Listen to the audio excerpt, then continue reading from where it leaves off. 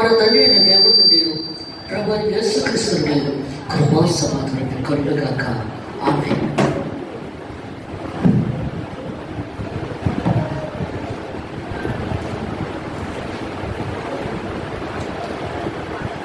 సామెతలు 16వ అధ్యాయం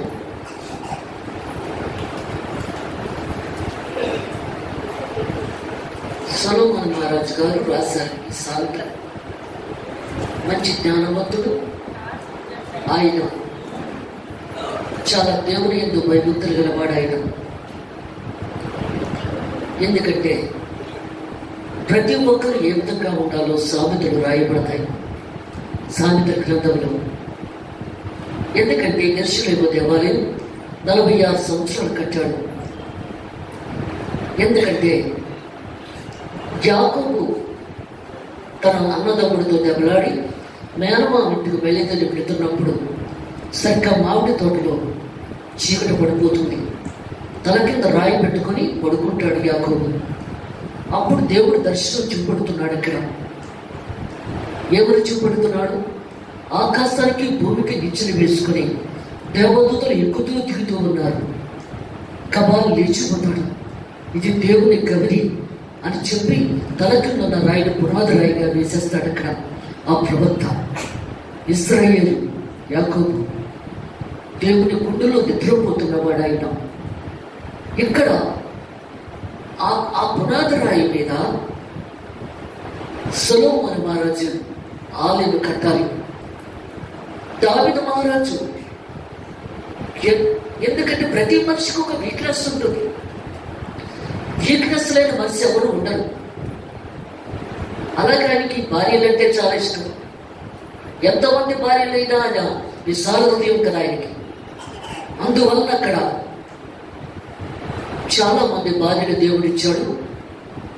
ఆయన కూడా తెచ్చుకున్నాడు. అప్పుడు వృద్ధాపులకు వచ్చేటప్పటికి తన తప్పులు ఏమిటో తెలుసుకున్నాడు. అక్కడ ఇప్పుడు దేవుడు నన్ను పరలోకాన్ని తీసుకువెళ్తాడా? ఎక్కడికి తీసుకెళ్తాడు? తన తప్పు ఏంటప్పుడు తెలుసుకున్నాడు. అప్పటి వరకు ఎందుకంటే యవ్వనంలో ఉన్నాడు కదా, అంతో తెలియదు. తన తప్పులేంటో తెలియదు. వృద్ధాపులకు వచ్చిన తర్వాతే తెలుస్తుంది అక్కడ. అప్పుడు ఎలాగైనా దేవుని మెప్పించి పరలోక రాజ్యం స్వతంత్రించుకోవాలనుకున్నాడు. నువ్వు ప్రవక్త అవ్వచ్చు, ఎవరు అవ్వచ్చు, తప్పును బట్టే శిక్ష అనుభవించాలి. అందుకే బాధపడుతున్నాడు అక్కడ దావీదు మహారాజు. ఎలాగైనా మెప్పించాలి దేవుణ్ణి. నువ్వు ఎక్కడైనా మెప్పించవచ్చు, కానీ పరలోక రాజ్యం దగ్గర మెప్పించడం కవ్వదు. అది నీకు తెలుసు కూడా ఎలాగైనా మెప్పించాలని ఆశపడుతున్నాడు అక్కడ. అప్పుడు చెప్పాడు, దేవునికి ఏది ఇష్టమో అది చెయ్యాలి. దేవునికి ఏది ఇష్టమో ఆలయం కట్టడం అంటే ఇష్టం. ఆలయం ఆయన శరీరం. ఆయనకి అవయవులమే ఉన్నాం మనం ఆ శరీరానికి. అందువలన అన్నీ అమలు చేశాడు. దేవుని పర్మిషన్ లేకుండా నీకు ఏ పని చేయలేవు. అవ్వదు. ఏ పని చేద్దామన్నా అని పర్మిషన్ కావాలి నీకు. అప్పుడు అంటున్నాడు దేవుడితో, అయ్యా నేను అన్నీ అమలు చేశాను. బంగారము, ఎందుకంటే మంచి కర్ర, ఇక్కడ అన్ని సమస్తం కూడా చాలా ఖరీదైన అన్ని అమలు చేశాను ఆలయం కట్టడానికి. అందుకే దేవుడు మాట్లాడుతున్నాడు ఇక్కడ. సర్వసత్యవంతుడు సర్వోన్నతుడు దేవుడు ఆయన. మొదటగా నేను ఈ ఆలయానికి, కింద ఆలయానికి ప్రార్థన చేసి పురాతన ఇంకొకరు వేసేసాను. ఈ రెండో ఆలయంలోకి నేనే వేశాను. మూడోది నేనే వేశాను. మొదట దగ్గర కింద ఏ బిల్డింగ్ కట్టకుండానే దేవుని ఆలయంలో పునాది వేశాను అక్కడ. అందుకు దేవుడికి ఇష్టం, తన ఆలయం అంటే ఇష్టం అక్కడ. అందుకు అంటున్నాడు, నీకు ఆలయం కట్టాలి నేను ఆశపడుతున్నాను, అన్నీ ఎవరు చేశాను, ఒక పర్మిషన్ ఇచ్చే కట్టేస్తానన్నాడు. అందుకే దేవుడు మాట్లాడుతున్నాడు, పర్మిషన్ లేకుంటే పని చెయ్యు. అప్పుడు అన్నాడు, నీ చేతులు రక్తపు చేతులు, ఉడియాల చంపుని చేతులు. నాకు ఆలయం కట్టాలత కొనిపోయావు. నీ కుమారుడైన సొలొమోను మహారాజు కడతాడు. ఇంకా వాడు పుట్టలేదు సొలొమోను మహారాజు. ఎందుకంటే దేవుడి సృష్టి కదా. గర్భఫలము దేవుడు ఇచ్చిన బహుమానము. నువ్వు పెండమగా ఉన్నప్పుడే నేను ఏర్పాటు చేసుకున్నాను. ఇర్మియా అంటాడు కదా, ప్రభా నేను బాలుడిని కదా, నేను ఎలా మాట్లాడగలను? నువ్వు బాలుడు కాదు, నేను పిండముగా ఉన్నప్పుడే నేను ఏర్పాటు చేసుకున్నాను. నేను ఎందుకంటే దేవుడు ఇచ్చిన గర్భఫలం, దాన్ని బట్టే నువ్వు నడవాలి. అందుకే దేవుడు మాట్లాడుతున్నాడు, నీ కుమారుడైన సొలొమోను మహారాజు కడతాడన్నాడు. ఇంకా పుట్టుక ఉంటే దేవుడు ఏర్పాటు చేశాడు సొలొమోను మహారాజు. అందుకే దేవుడు ఏమంటున్నాడు, ఇక్కడ ప్రార్థన చేసుకున్నాం. కళ్ళు మూసుకోండి. పరిశుద్ధం పరిశుద్ధం పరిశుద్ధం అంతో పరిశుద్ధుడు మంత్రం పట్టవ శుభ్ర పట్టవయ్యా. దేవాలయకే స్తోత్రం స్తోత్రం అయినా, దేవాలయకే స్తోత్రం తండ్రి. పరిశుద్ధాత్మ ఇక్కడే సత్రిస్తున్నావు, ఇక్కడే సత్రిస్తున్నావు, మధ్యలో ఉంటావు. మాట్లాడించుడు వివేకాన్ని నేను కాదు, నీ రోజు మాటలు ప్రతి ఒక్కరి జనం నీకు అంగీకారం ఇలా చేయమని, ప్రతి పుట్టితో నువ్వే ఉండమని తరలోషము తండ్రి. ఆమేన్. Thank you Jesus. పరిశుద్ధాత్మ దేవ నీకే వందనములు తండ్రి. ఆమేన్. పరిశుద్ధాత్మ దేవుడు ఏం మాట్లాడుచున్నాడంటే, దేవాది దేవుడు, సర్వాధికారుడు, సృష్టికర్త, సర్వోన్నత దేవుడు ఆయన. వాక్యమే దేవుడు, దేవుడే వాక్యము. వాక్యము రెండొంచులు గల ఖడ్గం, కీడులోంచి మురుగులోంచి బయటకు లాగేస్తుంది. అలాంటి వాక్యము మనం ఎంతవరకు చదువుతున్నాం, ఎంతవరకు ధ్యానిస్తున్నాం, ఎంతవరకు స్తుతిస్తున్నాం, ఎంతవరకు ఆరాధిస్తున్నాం, ఎంతవరకు కన్నీటితో ప్రార్థన చేస్తున్నాం, ఎంతవరకు కన్నీటితో గోజాడుతున్నాం. అందుకే దేవుడు మాట్లాడుతున్నాడు. యేసు ప్రభు లోకంలోకి వచ్చిన తర్వాత విశ్వాసాన్ని కృపను తీసుకొచ్చాడు. విశ్వాసం లేకుండా దేవునికి ఇష్టడే ఉండుట అసాధ్యం. ఆయన ఉన్నాడు, పరము దయచేయవాడ నమ్మినప్పుడే కార్యం జరుగుతుంది, లేకపోతే కార్యం జరగదు. అక్కడ వాక్యము మన పాదములకు దీపమై ఉన్నది, అది వెలుగే ప్రకాశిస్తుంది. ఆ వెలుగులో మనం ఎంతవరకు నడవగలుగుతున్నాం, ఎంతవరకు జీవించగలుగుతున్నాం. వాక్యమని వెలుగులో నడవాలి. ఆది యందు వాక్యం ఉండదు, వాక్యము దేవుడి యందు ఉండదు, వాక్యము దేవుడే ఉండదు. అది శరీర ధోరణి మన మధ్యలో ఉండదు. ఇద్దరు ముగ్గురు ఉన్న దగ్గర నేను ఉంటానని సెలవించిన దేవుడు ఆయన. అందుకే ఏమంటున్నాడు, హృదయాలోచనలు మనుషుల వశము. సామెతల గ్రంథం 16వ అధ్యాయంలో హృదయాలోచనలు మనుషుల వశము. ఎందుకంటే అన్నిట్లకన్నా మనసు చాలా స్పీడ్గా పరిగెడుతుందటండి. మనసు చాలా స్పీడ్గా పరిగెడుతుంది. ఏదైనా ఆలోచించేస్తాం, ఇది చేసేయాలి, అది చేసేయాలి, ఇంకా అందుకంటున్నాడు మన ఆలోచనలన్నీ కూడా చాలా స్పీడ్గా వెళ్తాయి. నువ్వేదనుకున్నా అది జరిగిపోవాలనుకుంటావు అక్కడ. అందుకే అంటున్నాడు దేవుడు ఇక్కడ, హృదయాలోచనలు మనసుని కోసం. అందుకే దేవుడు మాట్లాడుతున్నాడు ఇక్కడ, సర్వ సృష్టికర్త, సర్వోన్నత దేవుడు ఆయన. వివాహాలు చేసినప్పుడు ప్రార్థనాపూర్వకంగా జరిగిస్తాం. అలాగే మా బిడ్డలకు కూడా చిన్నోడుకు ప్రార్థన చేస్తున్నప్పుడు ఒక అమ్మాయి గురించి ఆ అమ్మాయి చెయ్యాలని అనుకున్నాను. ప్రార్థన చేస్తున్నప్పుడు దేవుడు గమనిస్తున్నాడు. ఒకసారి, 2 సార్లు, 3 సార్లు అది జరిగేలా చూడు ప్రభు అని ప్రార్థన చేస్తున్నప్పుడు ఒకసారి చూశాడు, 2 సార్లు చూశాడు, 3వసారి అది వద్దు, అది మంచిది కాదు, ఆ సంబంధము మంచిది కాదు, వద్దు, వదిలే, చేయకు ప్రార్థన. ప్రార్థన చేసేస్తే అయిపోతుంది ఇక్కడ. చెయ్యకూడదు.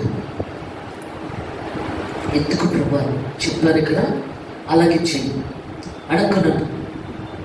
దేవుని స్తోత్రం. అందుకే దేవుడు మాట్లాడుతున్నాడు, ఎంతవరకు ఆయనతో కలిసి నీ హృదయాలు వచ్చినా అది కావాలి, అదే చెయ్యాలి, అదే జరగాలి అని నువ్వు అంటున్నావు. అది దేవుడికి ఇష్టం లేని పని. అందుకే అంటున్నాడు దేవుడికి హృదయాలోచనలు మనుషుల కోసం సొంతం. ఏదైనా ఆలోచించవచ్చు. చక్కని పద్ధతులు ఇచ్చినకు యెహోవాకు కలుగును. దేవుడే మనకి మంచి జవాబు ఇస్తాడు. నీకేది కావాలో జవాబు ఇస్తాడు నీ ప్రార్థనలో. అందుకే దేవుడు మాట్లాడుతున్నాడు, ఒకరి నడతలన్నీ వాడి దృష్టికి నిర్దోషంగా కనపడదు. నువ్వు అనుకుంటావు నేను నడిచే మార్గము మంచిగానే ఉంది, నువ్వు తప్పు చేస్తున్నావు, అయినా నీకు మంచిగానే అనిపిస్తుంది. అక్కడ నీ మనసుకి మంచిగానే అనిపిస్తుంది. ఓ పక్క నుంచి పరిశుద్ధాత్మ దేవుడు చెప్తున్నాడు, నువ్వు నడిచే మార్గం సరిగా లేదు, నువ్వు చేస్తున్న పనులు బాగోలేదని చెప్తున్నా, దాన్ని పట్టించుకోవట్లేదు, పక్క తోసేస్తున్నావు. ఎందుకంటే నేను మాట్లాడిందే మంచిగా ఉంటుంది, నేను చేసేదే మంచిగా ఉంటుంది అని నువ్వు అనుకుంటున్నావు. అక్కడ నీ మనస్సాక్షి ఒక్కసారి ఒక గదిలో కూర్చొని ప్రశాంతతను ఆలోచించు. నీ మనసు ఎలా ఉందో, నీ నడిచే మార్గం ఎలా ఉందో దేవుడు బయలుపరిచేస్తాడు. అక్కడ నేను మంచిగా ఉన్నానంటే కుదరదు కదా. అక్కడ పాపం చేస్తున్న స్త్రీని రాళ్ళతో కూడా చంపేస్తున్నారు అక్కడ. అప్పుడు దేవుడు చూశాడు, ఎందుకంటే అందరి చేతుల్లో రాళ్ళు ఉన్నాయి, కొట్టి చంపేస్తారు ఇంకా.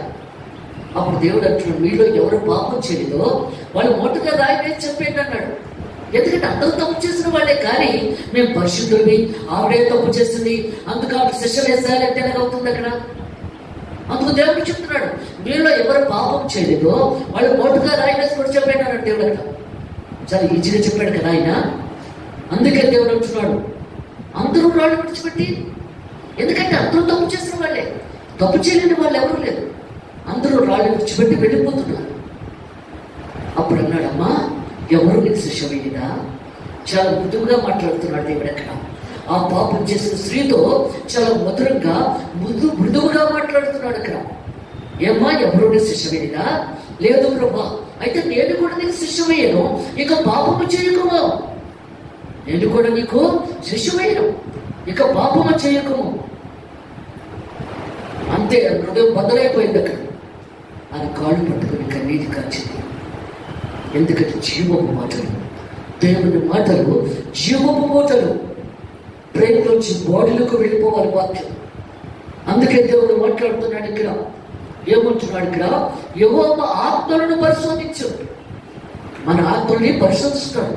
నీ హృదయంలో సంగతి నాకు తెలియకపోవచ్చు, నా హృదయంలో సంగతి నీకు తెలియకపోవచ్చు, పైన భగవంతునికి అంతా తెలుసు. ఏ విధంగా ఉంటుందో అంతా తెలుసు అక్కడ. అందుకే దేవుడు మాట్లాడుతున్నాడు ఇక్కడ. ఎందుకంటే దావీదు మహారాజు గారు తప్పు చేశారు.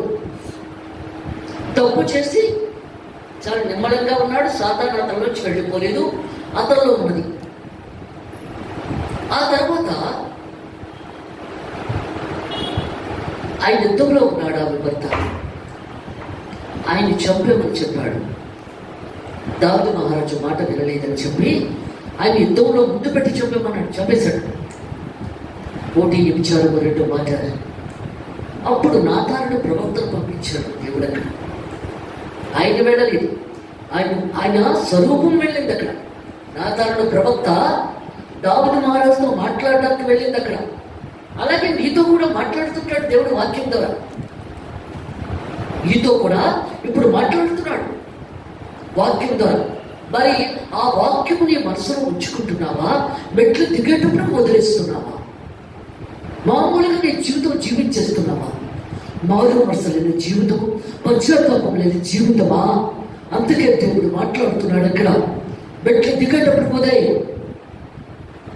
అందుకే దేవుడు మాట్లాడుతున్నాడు ఇక్కడ. ఈయన కూడా దావీదు మహారాజు వదిలేశాడు. అందుకు ప్రవక్తను పంపించాడు.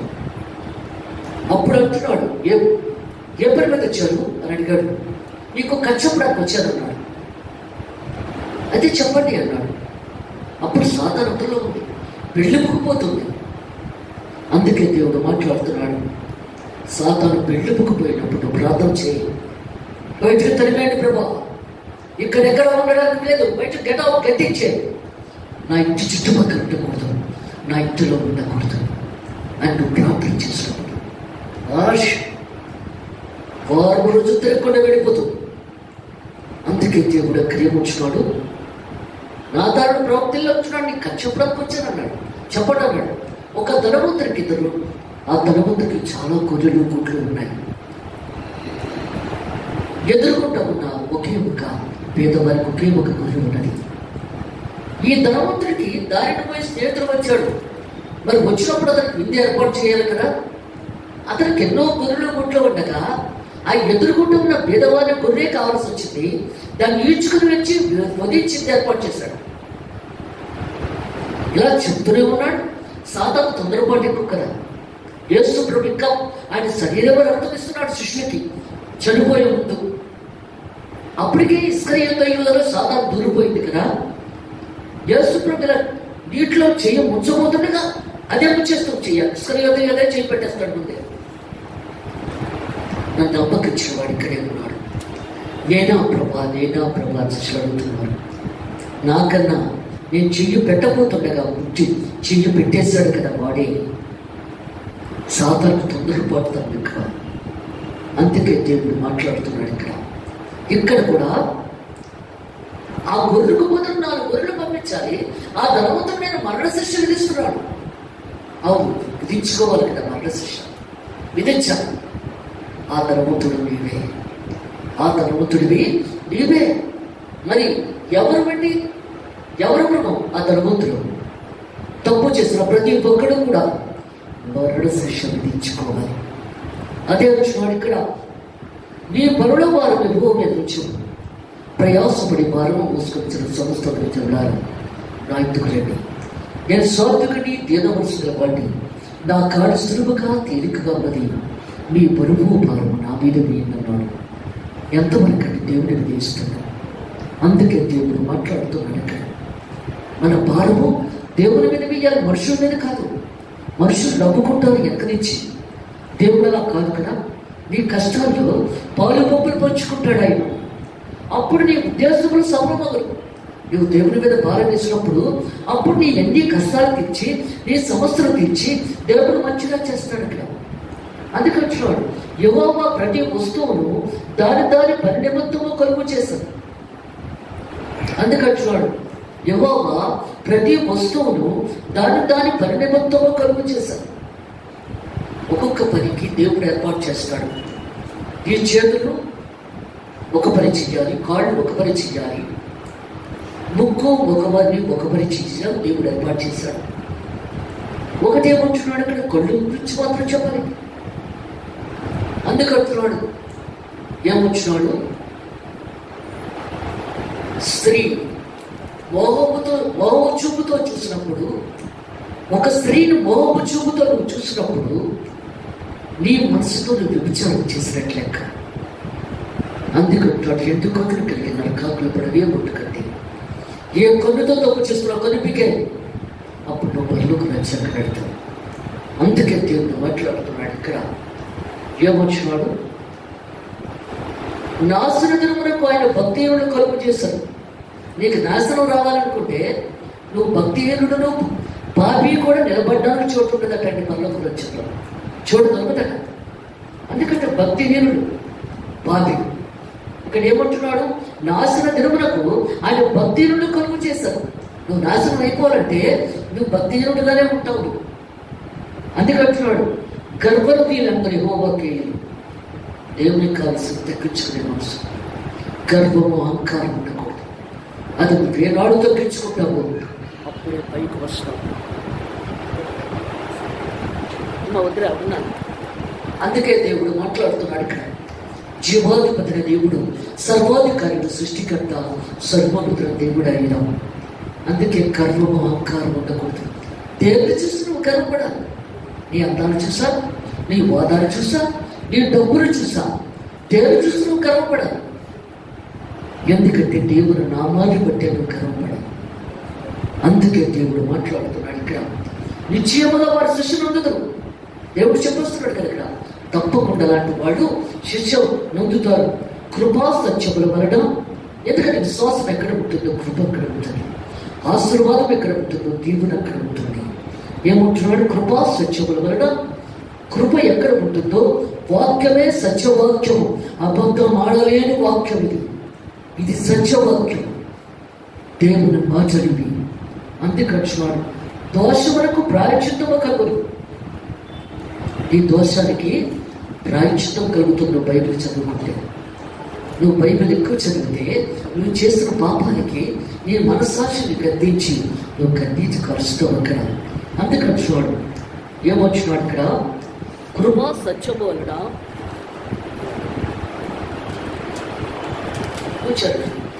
కృపా సత్యము వలన దోషములకు ప్రాయశ్చిత్తము కలుగును. యెహోవా యందు భయభక్తులు కలిగించుట వలన మనుషులు చెడుతనం నుండి తొలగిపోదు. యెహోవాలో నువ్వు ప్రార్థనలో వాక్యంలో ఉంటే పాపము నీ దగ్గరికి రాదు. నువ్వు తప్పు చేయాలని నీ మనసు కలగదు. అందుకంటున్నాడు, నువ్వు తప్పు చేద్దామన్నా నువ్వు చెయ్యలేవు. నువ్వు బైబిల్ చదువుకొని ప్రార్థన చేసుకున్నప్పుడు నువ్వు తప్పు చేయాలన్నా చేయలేవు. అందుకంటున్నాడు కదా ఇక్కడ, యెహోవా యందు భయభక్తులు కలిగించుట వలన మనుషులు చెడుతనం నుండి తొలగిపోదు. ఒకరి ప్రవర్తన యెహోవాకు ప్రీతికరమగినప్పుడు, ఎందుకంటే దేవునికి ఇష్టమైన రీతిలో ఉండాలి మన ప్రవర్తన. మన క్రియ, మన ప్రవర్తన అంతా కూడా దేవునికి ఇష్టమైన రీతిలో ఉండాలి. అందుకే అంటున్నాడు కదండి, మళ్ళీ ఎందుకు బ్రతికించాడు? నా ప్రవర్తన మంచిగా దేవుడికి ఇష్టమైంది కాబట్టే మళ్ళా బ్రతికించగలిగాడు ఆయన. లేకపోతే బ్రతికించవలసిన అవసరం లేదు ఆయనకి. నేనెవరిని, ఎందుకు పనికిరాడు దాన్ని. అందుకే దేవుడు మాట్లాడుతున్నాడు ఇక్కడ. జీవాధిపతిన దేవుడు, సర్వోధికారుడు, సృష్టికర్త, సర్వోన్నతుల దేవుడు ఆయన. అందుకే చెప్తున్నాడు, ఒకరి ప్రవర్తన యెహోవాకి ప్రీతికరమైనప్పుడు. ఎందుకంటే అనుకు ఆయన ప్రార్థన చేస్తున్నప్పుడు దేవుడికి ఎంతో ఇష్టమైంది.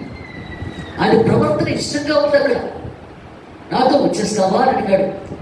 వచ్చేస్తాను ప్రభా అన్నాడు. మనమే అయ్యో నా పిల్లలు చెప్పాలి ప్రభా, నా భార్యకి ఏమీ తెలియదు ప్రభా, చాలా అమాయకురాలు ప్రభా అని చెప్పి అంటాం మనం ఏంటి ఇక్కడైతే. కానీ ఆయన అనలేదు. ప్రభు చేయి పట్టుకొని నడిచి వెళ్ళిపోయాడు. రక్త మాంసంలో దేవుడి రాజ్యం స్వతంత్రించుకోండి. అది అంటున్నాడు నోవా. ఇక్కడ దేవుడు చెప్తున్నాడు, సర్వ సృష్టికర్త, సర్వోన్నత దేవుడు ఆయన. అగ్ని రథాలతో వెళ్ళిపోయాడు ఇక్కడ. అందుకే దేవుడు మాట్లాడుతున్నాడు ఇక్కడ. ఒకరి ప్రవర్తన యెహోవాకు ప్రీతికరమైనప్పుడు ఆయన మన శత్రువుని సహా మనకు మిత్రులుగా చేయడు. అన్యాయము చేత కలిగిన గొప్ప వచ్చేవాడి కంటే. ఎందుకంటే నువ్వు లంచం తీసుకుని ఇది అది తీసుకుంటే నువ్వు నిశ్చయముగా మంచిగా ఉండడం నేర్చుకోవాలి.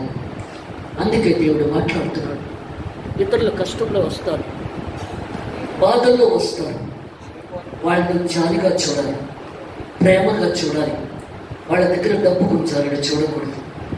అందుకంటున్నాడు, నువ్వు లంచం తీసుకుంటే దానికి నువ్వు లెక్కప్ప చెప్పాలి అక్కడ. అందుకంటున్నాడు, లెక్కప్ప చెప్పాలి. ఆ లంచం నీ దగ్గర ఉండదు కదా, ఆ లంచము నీ దగ్గర ఉండదు. అది ఎలా వెళ్ళిపోవాలో వెళ్ళిపోతుంది. అన్యాయం చేసిన డబ్బు ఉండదు, ఎలా పోవాలో అలాగే పోతుంది. అది మనం గ్రహించలేము, తెలుసుకోలేము. న్యాయమైన డబ్బే నీ దగ్గర ఉంటుంది, నీ కష్టార్జితమే నీ దగ్గర ఉంటుంది, కానీ ఇంకోటి ఉండదు. అందుకే ఏమొచ్చున్నాడు దేవుడు ఇక్కడ, అన్యాయం చేత కలిగిన గొప్ప వచ్చేవాడి కంటే నీతితో కూడిన కొంచెమే శ్రేష్టం. నీతిగానే పెంచుతాకు, నీకు ఆరోగ్యం దేవుడు ఇస్తాడు ఇక్కడ. షడ్రకు, మెషకు, అబేద్నెగో మహారాజు గారు చాటుకు వేశారు. నా దాంట్లో నా రాజ్యంలో సైన్యాధిపతులుగా ఉండడానికి రమ్మనిపించాడు. ముగ్గురు వెళ్ళారు. అక్కడేంటంటే బలవంతులు బలంగా ఉండాలి, జ్ఞానం ఉండాలి, అన్నీ ఉండాలి. కాబట్టి వారికి మంచి భోజనాలు, మాంసాలు, చేపలతో విందులు ఏర్పాటు చేస్తున్నారు ఇక్కడ. కానీ వీళ్ళు ఏమన్నారు, మాకు అవన్నీ వద్దు, మాకు మాంసాలు, చేపలు మాకు వద్దు, అందువల్ల మాకు కాయగూర భోజనమే తింటాం. అలా కాదయ్యా, రేపు మీరు గెలవాలి కదా, అక్కడ గెలుస్తాం. మా దేవుడు గొప్పవాడు కదా, మా దేవుడు మా దగ్గర ఉన్నప్పుడు మేమెందుకు గెలవు? నీకు ఎప్పుడు కూడా మేమేం నష్టం కలిగించాం, నువ్వేం చెప్పక్కర్లేదు. మేము మాంసాలు, చేపలు తింటాం లేదని చెప్పొద్దు నువ్వు అని చెప్పేటప్పటికి అప్పుడు షడ్రకు, మెషకు, అబేద్నెగో ద్రాక్షారసాలు తాగి తక్కిన వాడు భోజనాలు తిన్నారు, కానీ నేను బట్టి చేయలేదు.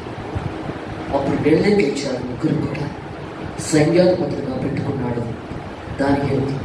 అందుకే అంటున్నాడు దేవుడు ఇక్కడ, సర్వ సృష్టికర్త, సర్వోన్నత దేవుడు అయినా మనకి ఏది కొదువుగా ఉన్నా, మనకి ఏ బలహీనంగా ఉన్నా దేవుడిని అడుగు మనస్ఫూర్తిగా, దేవుడు నీకు స్వస్థిస్తాడు.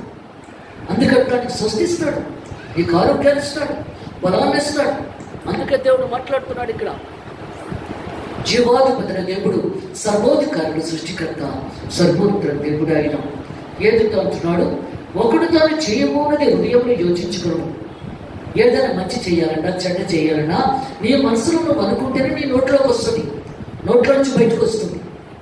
అందుకంటున్నాడు, నీ మనసులో నువ్వు అనుకున్న మాట నోట్లోంచి బయటకు వచ్చేస్తుంది. అదే చెప్తున్నాడు ఇక్కడ, ఒకడు తాను చేయబోనది హృదయంలో యోచించుకోను, యెహోవా వారి నడతను స్థిరపరచు. ఎందుకంటే నీ హృదయంలో ఏమనుకుంటున్నావు? మంచిగా ఉంటేనే. అందుకే దేవుడు మాట్లాడుతున్నాడు ఇక్కడ, మంచిగా ఉంటేనే నీ హృదయంలో, మంచిగా ఉంటేనే నీ హృదయంలోంచి బయటకు రావాలి మాట.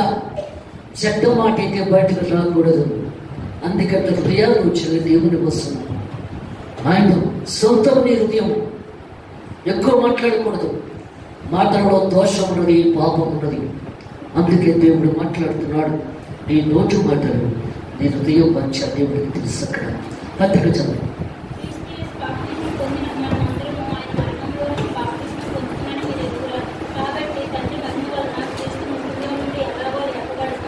అలాగే మనుషులకు నూతన జీవము పొందిన వారమే నడుచుకున్నట్టు మనం బాప్తిసం వలన మరణము పాలు పొందుటకై మనతో కూడా పాతి పెట్టబడింది.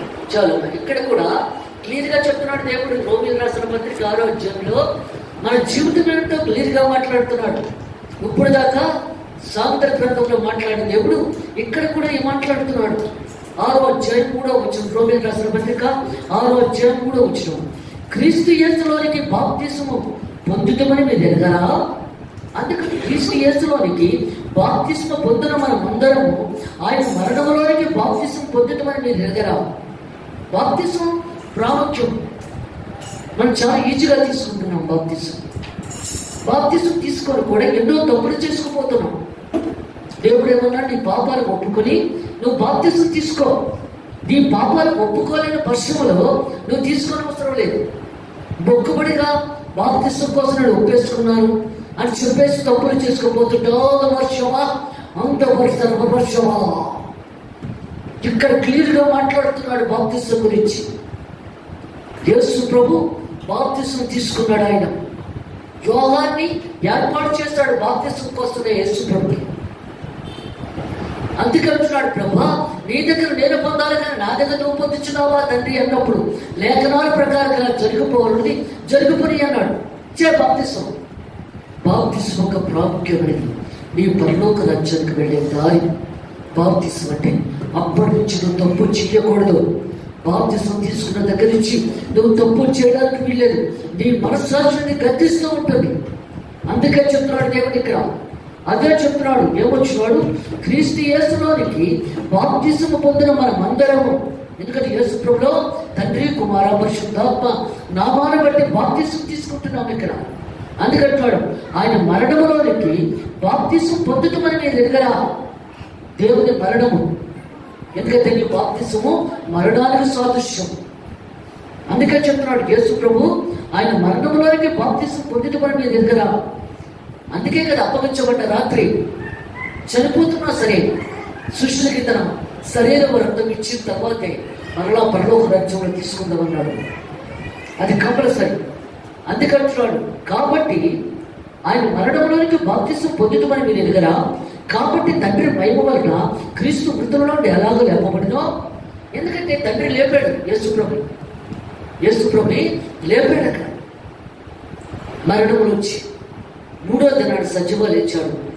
ఆ 3 రోజులు కూడా పాతాళ లోకంలో ఉన్నాడు యేసు ప్రభు.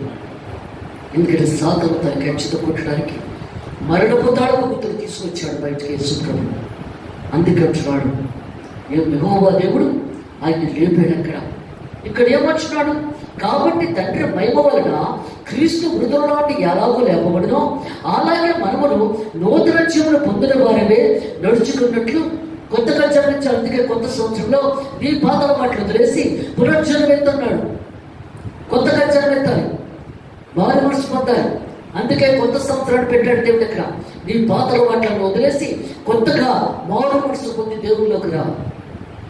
ఇక్కడ అంటాడు కదా, సమయంలో ముసలివాడు ఆయన వృద్ధాపులకు వచ్చాక దేవుడి దగ్గరికి వెళ్ళి ఆయన సంఘ కాపరి యేసు ప్రభు తలుపు కొట్టాడు. ఏం పని మీద వచ్చామన్నాడు దేవుడు.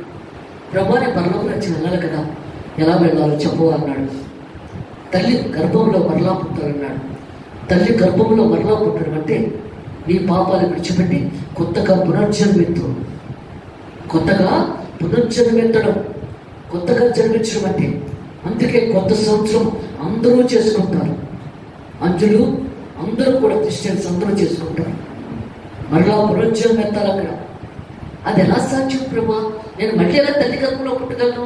నేను చచ్చిపోయిన వాడిలాగా ఉన్నాను కదా. అలాగే అర్థం చేసుకున్నాడు ఆయన. మనం కూడా అలాగే అర్థం చేసుకుంటాం. అందుకే దేవుడు మాట్లాడుతున్నాడు అక్కడ. అప్పుడు అంటున్నాడు, వీటి ద్వారా ఆత్మ ద్వారా పొందుతే నేను పరలోక రాజ్యంలో ప్రవేశం. వీటి ద్వారా ఆత్మ ద్వారా పరిశుద్ధాత్మక ప్రసరణ ఉండాలి ప్రతి ఒక్కరికి. లేకపోతే నువ్వు ప్రార్థన చేసుకొని రా. శుక్రవారం నుంచి ఆదివారం దాకా ప్రార్థన చేసుకో. పరిశుద్ధాత్మ కావాలి ప్రభాని. అప్పుడు దేవుడు నీకు ఇస్తాడు. పరిశుద్ధాత్మ లేని వాడిని అవాడు కాదు. అదే వచ్చినాడు ఇక్కడ. ఏమొచ్చినాడు ఇక్కడ?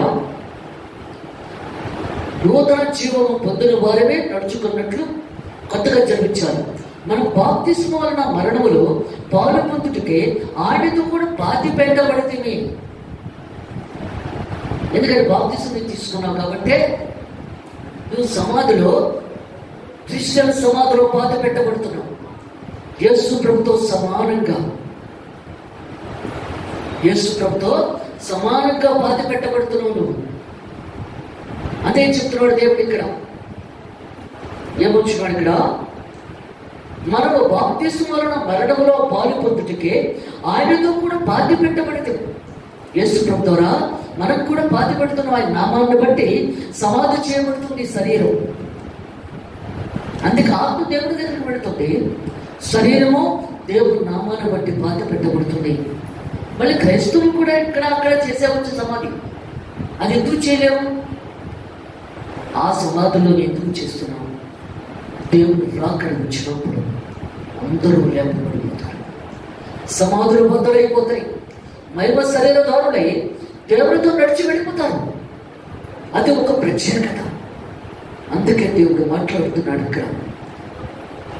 ఎందుకంటే కాసులమ్మ కూడా ఎక్కడ ప్రార్థన అంటే అక్కడికి వెళ్ళిపోయి ఆవిడ కాల్వటి లక్ష్మి గారు ఎక్కడంటే అక్కడికి వెళ్ళిపోయేవారు ప్రార్థనకి.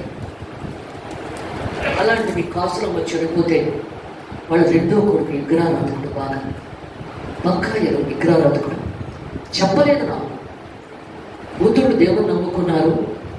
పెద్దోడు పెద్దగా పట్టించుకోడు, కానీ చిన్నోడు మాత్రం చాలా విగ్రహారాధకుడు. మా అమ్మని ఇక్కడే సమాధి చేసేస్తారు మాధవదారులు అనుకున్నాడు. చెప్పలేదు, కానీ ఆత్మ ఘోషిస్తుంది. కాసులో ఆత్మ ఘోషిస్తుంది. మా పాస్టర్ గారికి చెప్పలేదు, నన్ను ఎక్కడే సమాధి చేసేస్తానంటున్నాడు ఏంటి అని చెప్పి ఘోష పెడుతుంది అక్కడ. అప్పుడు వెళ్ళి అడిగితే వాడు పర్మిషన్ ఇవ్వలేదు ఇక్కడ సమాధి చేయడానికి. కాసులమ్మకి పర్మిషన్ లేదు. ఎందుకంటే దేవుడు ఇవ్వనవుడు, పర్మిషన్ ఇవ్వనవుడు. తన బిడ్డ కోరిక నెరవేర్చాలి. ఘోష పెడుతుంది కదా ఆత్మ. అప్పుడు వచ్చి చెప్పారు తన కూతురు వచ్చి, మా అమ్మ చనిపోయింది, మీరే సమాధి చెయ్యాలి అని చెప్పి. అలాగే నేను చెప్పి సమాధి చేశాను. క్రిస్టియన్ సమాధులను చేశాను. అలా ఉంటుంది దేవుడితో మనం సమాధి చేయబడడం అంటే, అలా ఉంటుంది అక్కడ.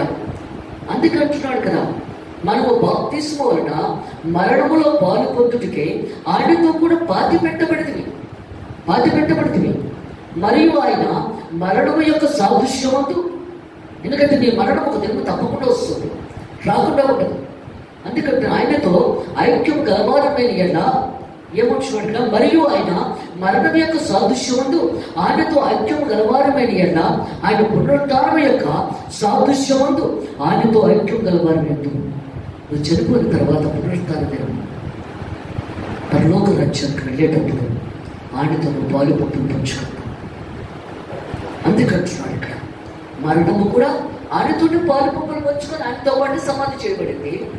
మరి లేచినప్పుడు కూడా ఆయనతోటి నువ్వు పాలు పంచుకుంటావు.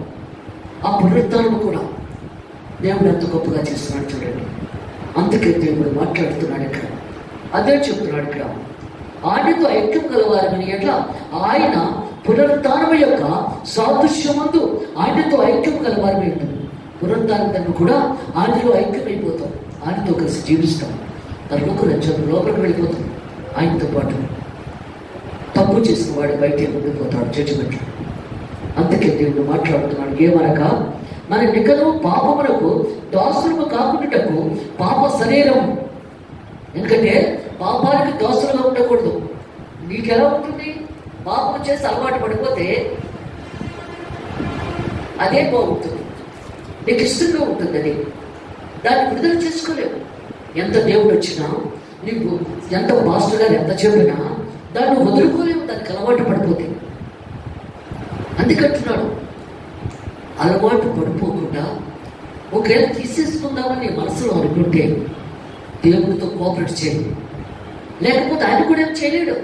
నువ్వు ఆయనతో కోఆపరేట్ చేయకపోతే నువ్వు ప్రాంతంలో వాక్యంలో, ప్రభా నా బలహీనతను విడుదల చేయండి, ప్రభా విడుదల చేయండి, తీసుకోలేకపోతున్నాను, ఈ బలహీనత నేను విడుదల చేసుకోలేకపోతున్నాను, అందుకు తీసుకునే తండ్రి నువ్వు నాకు సహాయం చేయి, నాకు సహాయం చేయండి ప్రభా అంటూ ప్రార్థన చేస్తే, ఆయనతో కోఆపరేట్ చేస్తే అప్పుడు విడుదలవుతుంది, లేకపోతే విడుదలవుతుంది.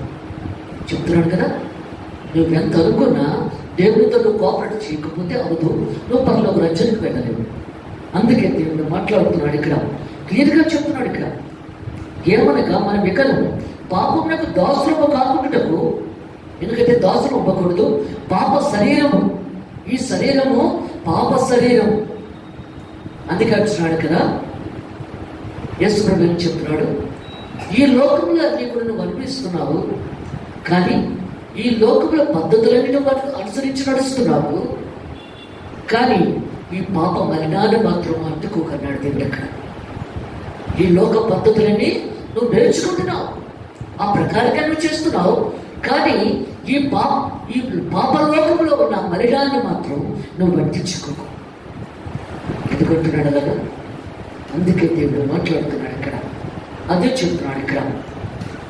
పాప శరీరము ఏమనగా మనం ఇక పాపమునకు దాసులము కాకుండాటకు పాప శరీరము నిరంతకమగినట్లు మన ప్రాచీన స్వభావము, ఆయనతో కూడా ప్రాచీన స్వభావం అంటే లోకంలో ఉన్న పద్ధతి. ప్రాచీన స్వభావము ఎందుకంటే చాలా మట్టుకు నేర్చుకుంటుంటాం. అమావాస్య పున్నము ఇది చేయకూడదు. మరి దేవుడిని ఎలా నమ్ముకున్నావు? నీకు అమావాస్య పున్నమన్నీ కావాలనుకుంటే దేవుడు నమ్ముకున్నప్పుడు ఇవన్నీ ఉండకూడదు కదా. నువ్వు ప్రార్థన చేసుకో, ప్రభా నా బిడ్డకి ఈ రోజు నేను ప్రార్థన పెళ్లి చేయాలనుకుంటున్నాను, మరి నువ్వే మంచి రోజు అన్ని నీకే తెలుసు కదా, అందుకు చేసేస్తున్నాను పెళ్ళి, ఈ రోజు నువ్వు ప్రార్థన చేయాలి. ఈ రోజులో మంచి మనం పెట్టుకున్న పద్ధతి అదే ప్రాచీనం. అందుకే దేవుడు మాట్లాడుతున్నాడు. అలాంటప్పుడు నువ్వెలాగా? అదే దేవుడు అడుగుతున్నాడు కదా. మా పెద్దోడికి మ్యారేజ్ చేసినప్పుడు గాయత్రి మొదలుకి 7వ తారీఖుని పెట్టాను మ్యారేజ్. 1వ తారీఖు ఆ చెల్లెలు బాబు పెట్టుకుంది, పెళ్ళికి పెట్టాను. పెట్టినప్పుడు వాళ్ళ టైం సరిపోలేదు. అక్క 1వ తారీఖుని నువ్వు పెట్టుకో, 7వ తారీఖుని నేను పెట్టుకుంటాను అంత మా చెల్లి. ప్రభా నాకు 7వ తారీఖునే కావాలి, మా చెల్లికి ఇలా అవుతుంది, తనకి 1వ తారీఖే మంచిగా చేసేయండి, ఎందుకంటే నేను 7వ తారీఖుని పెట్టుకున్నది అది మార్చద్దు, నేను ముందు పెట్టుకొని నడుచుకున్నాను కాబట్టి అది మార్చద్దు. 1వ తారీఖుకి తనకి ఏది అయినా సరే ఎలాంటి అవంతరాలు వచ్చినా మంచి జరిగేలా చూడు, తనకి నాకు 7వ తారీఖునే కావాలి. అలాగే చేశాడు దేవుడు. 1వ తారీఖునే వాళ్ళకి మంచి చేశాడు, 7వ తారీఖు వీళ్ళకి చేశాడు. ఎందుకంటే ఇవన్నీ మనకు అవసరం లేదు, దేవుడి ప్రార్థన ముందు పెట్టుకొని నడిస్తే చాలు. అందుకే వచ్చినాడు ఇవన్నీ మనుషులు పెట్టుకున్నాడు. అమావాస్యలు పున్నాలు, చంద్రుడు, సూర్యుడు వీళ్ళందరూ దేవుళ్ళు అని చెప్పి అవన్నీ దేవుడు ఏర్పాటు చేసినవి. సూర్యుడు అంటే మనకి పగలివ్వడానికి, చంద్రుడు అంటే రాత్రి ఇవ్వడానికి మనకి దేవుడు ఇచ్చాడు అక్కడ. అందుకే అంటున్నాడు దేవుడు ఇక్కడ, పాప శరీరం నిరుద్ధకమైనట్లు మన ప్రాచీన స్వభావం ఆయనతో కూడా సిలువేయబట్టి ఎరుదు. చనిపోయిన వాడు పాప విముక్తులను తీర్పు పొంది ఉన్నాడు. చచ్చిపోయిన వాడిని ఏమంటాం? కష్టాలు తీరిపోయేదా? చచ్చిపోయాడు కదా, వాడి కష్టాలు తీరిపోయాయి. అందుకే అంటున్నాడు దేవుడి ఇక్కడ, పాపాలు విడుదలైపోతున్నాయని అనుకుంటారేమో. చనిపోయిన వాడికి నీ బాడీ సమాధిలోకి వెళ్ళకముందే దేవుని ముందు నీ చేసిన పాపాలు దేవుని ముందు నిలబడతాయి. నీ బాడీ సమాధిలోకి వెళ్ళకముందే వెంటనే ఇమ్మీడియట్గా చనిపోద్ది, జడ్జిమెంట్. దేవుడు ఉండదు అక్కడ. అందుకంటున్నాడు ఇక్కడ, ఏమంటున్నాడు? చనిపోయిన వాడు పాప విముక్తుడని తీర్పు పొంది ఉన్నాడు. ఎందుకంటే తన పాపాలు విడుదలైపోయి అన్ని మంచిగా జరుగుతాయి అనుకుంటారు అక్కడ. మనము క్రీస్తుతో కూడా చనిపోని యొక్క మృతుల్లో నుండి లేచిన క్రీస్తు ఇకను చనిపోడనియు మరణములకు ఇకను ఆయనకి ప్రభుత్వం లేదని ఎరిగి ఆయనతో కూడా జీవించడమని నమ్ముచున్నాము. ఎందుకంటే ఇంకా మన కోసం ఆయన ప్రాణాన్ని రక్తాన్ని ధారపోసేసి సమత్వం చేశాడు. అయినా ఇక మరణం లేదా ఆయన సజీవుడిగా ఉన్నాడు, జీవం గల దేవుడు. హిందువులు ఏం చేస్తారు? అన్ని ఫోటోలతో పాటు వేసుకుని బురద పెట్టేస్తారు పక్కన. కానీ జీవం గల దేవుడు కదా, నువ్వు ఫోటో ఎలా పెట్టేస్తావు? అందుకే దేవుడు మాట్లాడుతున్నాడు ఇక్కడ. ఎందుకంటే అదే చెప్తున్నాడు, అనగా ఆయన చనిపోటు చూడగా పాపం విషయమై ఒక్క మారి చనిపోయింది. ఎందుకంటే పాపము పరపక్కమైనప్పుడు మరణము తెచ్చవు. నువ్వు పాపాలు ఎక్కువైపోతే చంపేస్తాడు దేవుడు అక్కడ. అందుకు యేసు ప్రభు పాపం అయిపోయింది. అందుకే చెప్తున్నాడు, అందరి కోసం ఆయన చనిపోయాడు. ప్రతి ఒక్క పాపి కోసమే ఆయన చనిపోయాడు. యాలయ్యని ఆయన చనిపోటు చూడగా పాపం విషయమే ఒక మారే చనిపోయాను, కానీ ఆయన జీవించుడు చూడగా దేవుడు జీవిస్తున్నాడు. ఆయన జీవగల దేవుడు.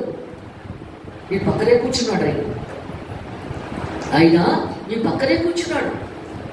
నా బిడ్డ ఈరోజు వాక్యం ఉంటున్నారు అని చెప్పి, ఈరోజు ఏంటంటే చాలామంది మానేశారు. సంఘం చాలా తక్కువ ఉంటుందని చాలా బాధపడ్డాను నేను. కానీ ఎందుకంటే వారి కుటుంబం మానేసింది, తల్లి వెళ్ళిపోతుంది, మళ్ళా కుమారి వాళ్ళు కూడా వస్తారో రారు చర్చికి అనేసి బాధపడ్డాను, ప్రార్థన చేశాను. కానీ అందరినీ దేవుడు తీసుకొచ్చాడు. అందుకే దేవుడు మాట్లాడుతున్నాడు ఇక్కడ. అదే చెప్తున్నాడు ఇక్కడ, మనము క్రీస్తుతో కూడా చనిపోని ఎలా మృతులలో లేచిన క్రీస్తు యేసుని ఇక్కడ చనిపోడనియు, మరణమును మీకు ఆయన మీద ప్రభుత్వం లేదనియు, ఇక మరణం లేదు ఇక ఎరిగి ఆయనతో కూడా జీవించడమని నమ్ముచున్నాం. దేవుడితో మనం జీవించాం, బ్రతకాలి. అందుకే దేవుడు మాట్లాడుతున్నాడు ఇక్కడ. యాలయనగా ఆయన చనిపోటు చూడగా, యేసు ప్రభు చనిపోటు చూడగా పాపం విషయమై ఒక మారే చనిపోయాడు, కానీ ఆయన జీవించుడు చూడగా దేవుని విషయమే జీవించుతున్నాడు. దేవుని విషయమే మనం జీవిస్తాం. ఎందుకు భయపడకూడదు? చచ్చిపోతామేమో అని అనుకోకూడదు. ఆయన మీద ప్రభుత్వం లేదని ఎరిగి ఆయనతో కూడా జీవించాలని నమ్ముచున్నాము. యాలయనగా ఆయన చనిపోటు చూడగా పాపం విషయమై ఒక్క మారే చనిపోయాడు, కానీ ఆయన జీవించుడు చూడగా దేవుని విషయమే జీవించుతున్నాడు. అటువల్ల మీరును పాపం విషయమే మృతులుగాను, ఎందుకంటే చచ్చిపోయిన వారితో సమానం పాపం చేస్తే, చచ్చిన వారితో సమానం పాపం చేసిన ప్రతి మనిషి కూడా చచ్చిన వారితో సమానం. అందుకంటే అటువల్ల మీరును పాపం విషయమే మృతులుగాను, దేవుని విషయమే క్రీస్తు యేసునందు సజీవులుగాను మిమ్మల్ని మీరే ఎంచుకోండి. ఏమంటున్నాడు? నువ్వు మంచిగా దేవుల్లో ఉంటే నువ్వు బ్రతుకున్నట్లు లెక్క. లేదు పాపం చేస్తున్నావు అంటే నువ్వు చచ్చిన వాడితో సమానం. అదే నిర్ణయం తీసుకోబడుతున్నాడు. దాన్నే దేవుడు ఇక్కడ ఏమంటున్నాడు? దేవుని విషయమే క్రీస్తు యేసునందు సజీవులుగాను మిమ్మల్ని మీరే ఎంచుకోండి. మీరు మీరే పరీక్షించుకోండి. నేను ఎలా ఉండాలి? బ్రతికి ఉండాలా, చచ్చిపోవాలా? అది మీరే నిర్ణయం తీసుకోవాలి. వాక్యం ద్వారా సువార్త. శాస్త్ర నీతి కంటే పరిచర్య నీతి కంటేనే మీ నీతి అధికము కాని ఎడల మీరు పరలోక రాజ్యంలో ప్రవేశింపనేరని మీతో చెప్పుచున్నాను. నరహత్య చేయవద్దు, నరహత్య చేయబడు, విమర్శకు లోనగునని పూర్వీకులతో చెప్పబడిన మాట మీరు విన్నారు కదా. చాలు. అందుకే దేవుడు మాట్లాడుతున్నాడు ఇక్కడ. దేవుడు చెప్తున్నాడు ఇక్కడ కూడా. ఈ 3 వాక్యాలు ఈరోజు దేవుడు బాగా మాట్లాడుతున్నాడు ఇక్కడ.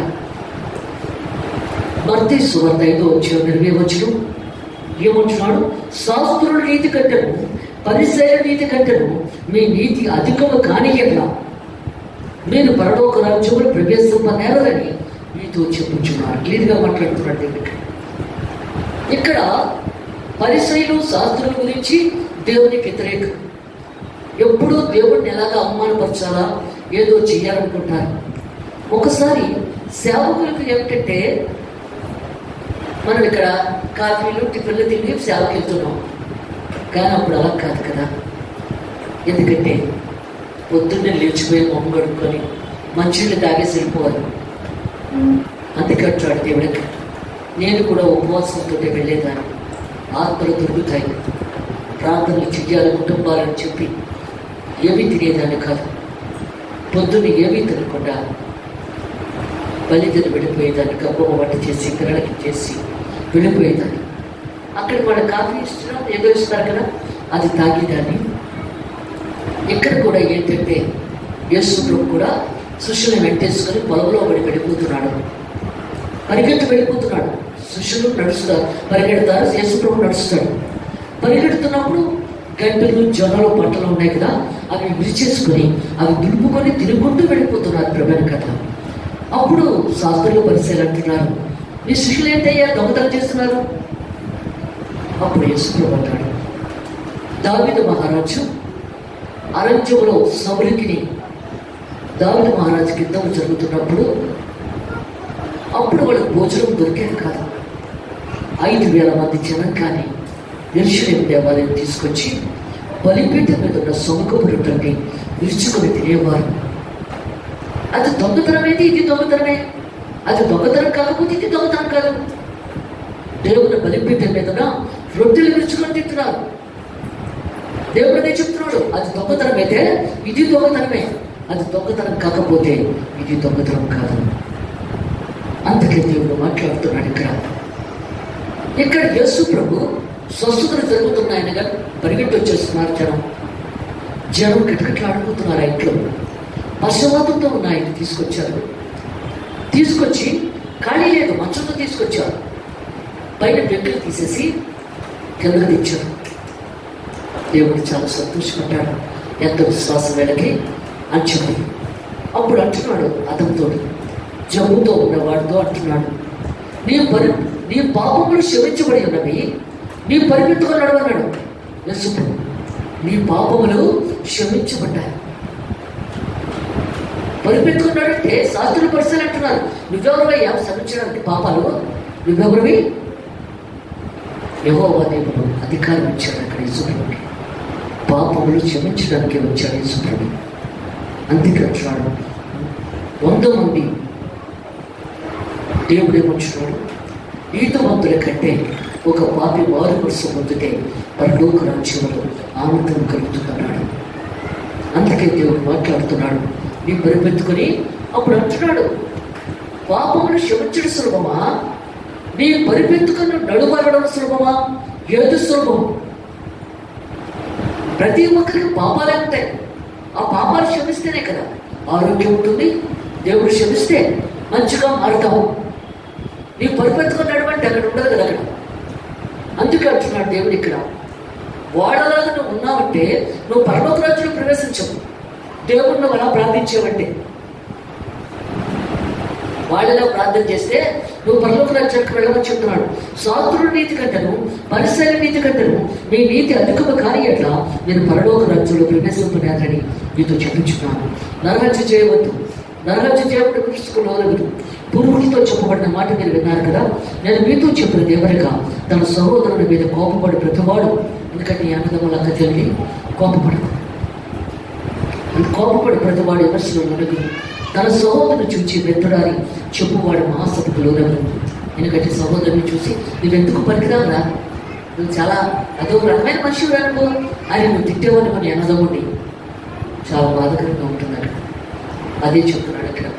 మరి నువ్వే తిడితే బయట ఉన్న వారు తిట్టరా? అదే చెప్తున్నాడు. ద్రోహి అని చెప్పువాడు నరకాకంలో లోనగు కావున నువ్వు బలిపీఠం వద్ద అర్పణం నడిపించుండగా నువ్వు ప్రభరాత్రి మధ్యలో తీసుకునేటప్పుడు నువ్వు ముందే ఆలోచించుకోవాలి. ఎవరితోనైనా గొడవాడేమో, నీ అన్నదమ్ముడితోటైనా అక్క చెల్లెడితోటైనా ఫ్రెండ్ అయినా పొరుగు వాడితోటైనా నువ్వు దెబ్బలాట పెట్టుకున్నావేమో, అది నువ్వు ఆలోచించుకొని బల దగ్గర రావాలి. అందుకే మేము అంటాం, సిద్ధపడి రండి. ప్రభు శరీరం పుచ్చుకున్నప్పుడు మీరు సిద్ధపడి రావాలి, మనస్ఫూర్తిగా దేవుని దగ్గరికి రావాలని చెప్తాం. అందుకే దేవుడు మాట్లాడుతున్నాడు ఇక్కడ చెప్పి నేను ముగిస్తున్నాను. ఎందుకంటే ఎవరితోనైనా సరే నువ్వు వెళ్ళి చెయ్యిలు వెన్ను పట్టుకొని క్షమించు, నేను ఏదైనా తప్పుగా మాట్లాడుంటే అందువల్ల నేను మంచిగా నువ్వు నవ్వచ్చు కదా, సంతోషంగా నవ్వచ్చు కదా, నాతోటి మంచిగా ఉండొచ్చు కదా, కోపం తెచ్చుకో కదా, కోపం మర్చిపోవచ్చు కదా. ప్రేమ, ఎందుకంటే ప్రేమ కోపాన్ని తీసేస్తుంది. అందుకే దేవుడు మాట్లాడుతున్నాడు ఇక్కడ, ప్రేమ ఎవరినైనా సరే ఆదరిస్తుంది, ప్రేమ చూపెడుతుంది. అక్కడ కోపం చల్లబడిపోతుంది. అందులో బల దగ్గరికి వచ్చినప్పుడు వెళ్ళి క్షమించమనడంలో తప్పులేదు. ఎందుకంటే క్రైస్తవుడు అంటే దేవుని స్వరూపంలో మార్చబడిన వాడే క్రైస్తవుడు. నువ్వు క్షమించమని అడగడంలో తప్పు లేదు, అవమానపడక్కర్లేదు, బాధపడక్కర్లేదు. ఆతలవాడు క్షమించమని అడుగున్నప్పుడు ఆతలవాడు సిగ్గుపడి ఏంటి ఎలాగా ఆ బిడ్డలా మాట్లాడింది ఏంటి అని చెప్పి వెంటనే వాడిని కౌగిలించుకుంటాడు. అక్కడ దేవుని పరిశుభ్రత